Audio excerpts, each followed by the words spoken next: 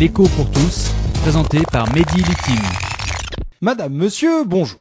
Aujourd'hui, c'est jour de fête en Grèce parce qu'on est en train de réduire la dette grecque. Alors vous le savez, la dette grecque a explosé depuis la crise des subprimes et comme l'Europe jusqu'à présent a ordonné à l'État grec de toujours dépenser moins pour gagner plus, eh bien on parvient pas à réduire la dette grecque. Du coup, plus personne ne veut prêter de l'argent à l'État grec, sauf les États européens, la Banque Centrale Européenne, la BCE, et le Fonds Monétaire International, le FMI. Alors, sachez-le, le changement c'est pour très bientôt. Alors pourquoi ? Eh bien, tout d'abord parce que les États ont accepté de gagner moins d'argent sur le dos de l'État grec. C'est sympa.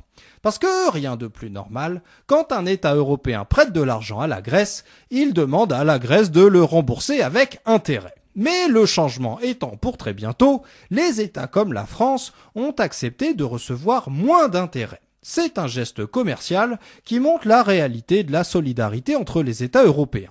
Et par ailleurs, solidarité oblige, les États ont accepté que la Grèce ne rembourse pas tout de suite, mais plus tard, la dette qu'elle doit aux États.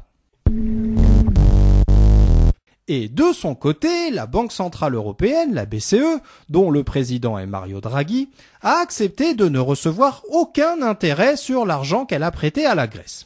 C'est cadeau de Mario, c'est prêt à 0%.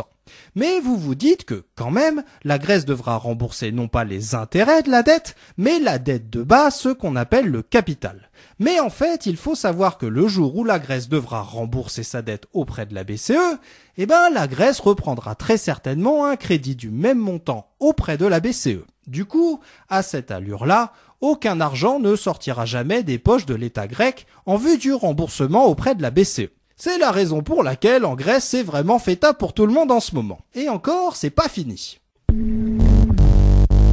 Parce que la dette grecque, c'est comme une vieille voiture pourrie, ça vaut plus aujourd'hui le prix que ça coûtait avant. Du coup, un investisseur qui a acheté pour 100 € de dette grecque sait très bien qu'il ne pourra pas en récupérer plus de 35 €.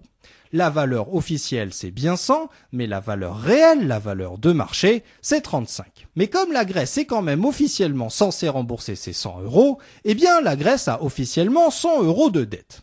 Et comme la Grèce veut réduire sa dette, la Grèce propose aux investisseurs de leur racheter aujourd'hui pour 35 € une dette qui vaut officiellement et comptablement 100 €, mais qui ne vaut plus que 35 € aujourd'hui, parce qu'on sait que la Grèce ne va pas tout rembourser. Et comme de toute façon c'est 35 € ou rien parce que la Grèce risque de ne rien rembourser du tout sinon, c'est un bon moyen pour l'investisseur de récupérer un peu d'argent. Alors avec quel argent la Grèce va bien pouvoir payer les 35 € que vaut sa dette réellement ? Avec l'argent que l'Europe va lui prêter.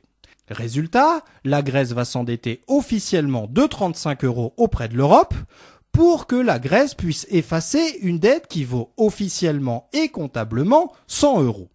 Du coup, officiellement et comptablement, la dette officielle de la Grèce va baisser.